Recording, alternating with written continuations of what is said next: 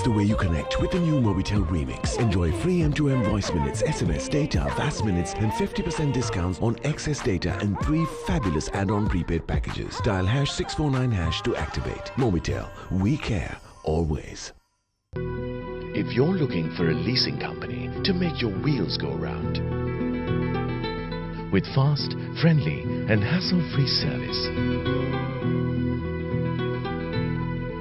together with flexibility and the best interest rates in town, let us show you how we can make your world go round. People's Leasing Company. We're the #1 in leasing because pleasing people is our #1 priority.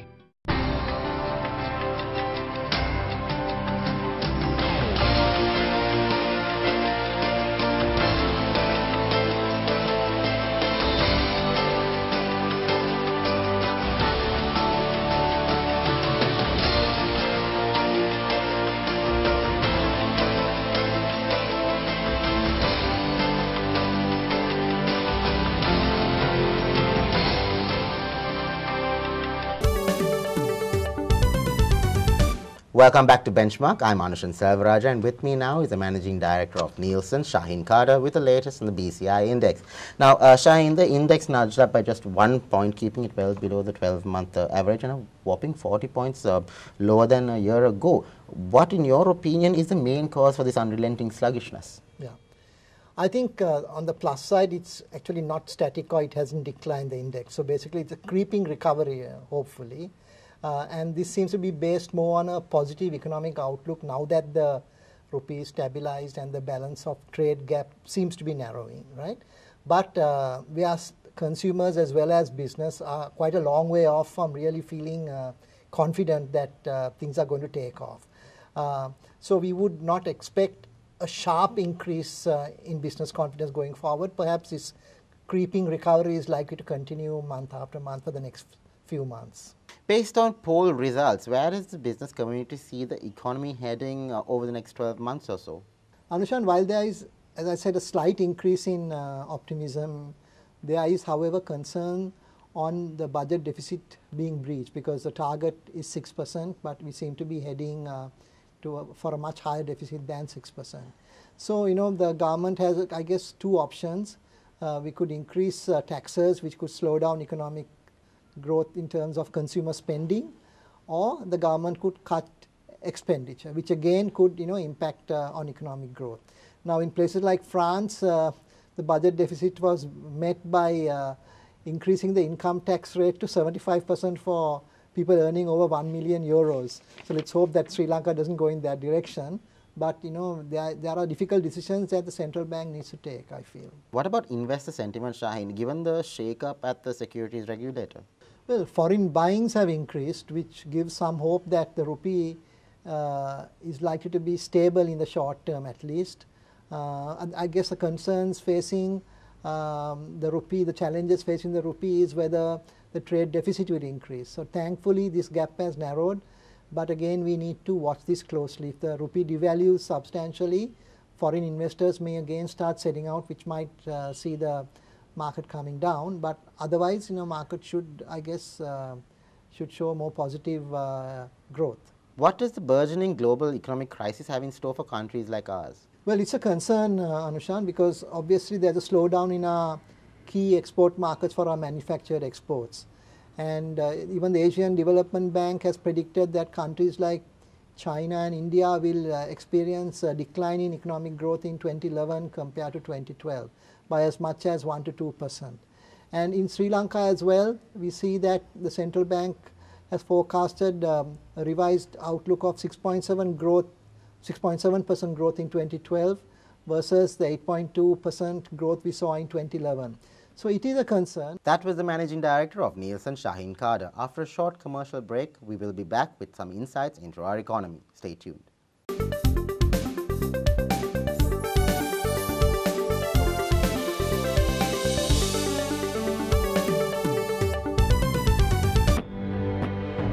The prepaid broadband offer of the year.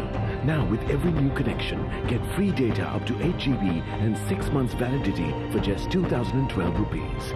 Mobitel, we care always. If you're looking for a leasing company to make your wheels go round, with fast, friendly and hassle-free service, together with flexibility and the best interest rates in town, let us show you how we can make your world go round. People's Leasing Company. We're the #1 in leasing because pleasing people is our #1 priority. The prepaid broadband offer of the year. Now with every new connection, get free data up to 8 GB and 6 months validity for just 2012 rupees. Mobitel, we care always. Welcome back to the show. Joining me now is economist with Standard Chartered Bank and LMD columnist Samantha Amerasinghe. Now, Samantha, what does the economy's future growth trajectory look like? Well, in the near term, we expect to see slower growth, a slowdown in the second half of this year compared to the first half, whereby despite the external headwinds from the Eurozone crisis, Sri Lanka still achieved a 7.1% growth. We expect Sri Lanka to achieve 6.8% growth in 2012, and for growth to pick up in 2013 to around 7.5%. This outlook, however, is very much dependent on the interaction between fundamentals, policy and confidence. Sri Lanka's underlying macro fundamentals, we believe, remain in fair shape, but the near-term outlook will continue to be impacted by events in the West. And we feel the policy bias will shift towards boosting growth in 2013, and we expect some policy easing by way of a rate cut, possibly in the first quarter. On the topic of FDIs, do you think the central bank's target of $2 billion for 2012 is realistic, or do you have any reasons to believe that we may not achieve this? We still maintain that the central bank's $2 billion target seems a stretch, given that at end July total FDI was less than $500 million US. But that said, we may see inflows picking up in the second half. The Federal Reserve announced unlimited quantitative easing, or QE3, where they will be buying bonds and keeping interest rates as low as possible until the economy starts growing at a healthier pace. QE3 in the US has raised expectations of another flood of capital into emerging markets, but global risk appetite looks like it may continue to deteriorate as the Eurozone crisis evolves. Now, Standard Chartered Bank has lowered its full-year growth forecast for this year from 7.1% to 6.8%. Could you elaborate on what has led to this downgrade? Yes, 4 key factors led to this revised outlook. Firstly, the euro area, which accounts for just over 30% of Sri Lanka's exports, remains vulnerable to event risk, and we expect it to stay weak. Also, reduced hydropower supply due to the drought has resulted in a shift to higher-cost thermal power generation. And in addition to this, the drought has also had a significant impact on agricultural output and increased the subsidies burden. And we may see this feed into Q3 numbers. Finally, we don't expect the 18% credit cap on banks' lending, which has slowed domestic consumption to a large extent, to be lifted until maybe the first quarter of 2013. So it's a combination of these factors that prompted the downward revision to our growth outlook. Samantha, Sri Lanka's export earnings for the first half of 2012 contracted by 2.2% year-on-year, mainly due to volatile economic activity in the Eurozone and slowdown in global demand. Now, is there a silver lining as far as our balance of payments is concerned? Yes, despite the contraction in the first half of this year, the balance of payments is improving.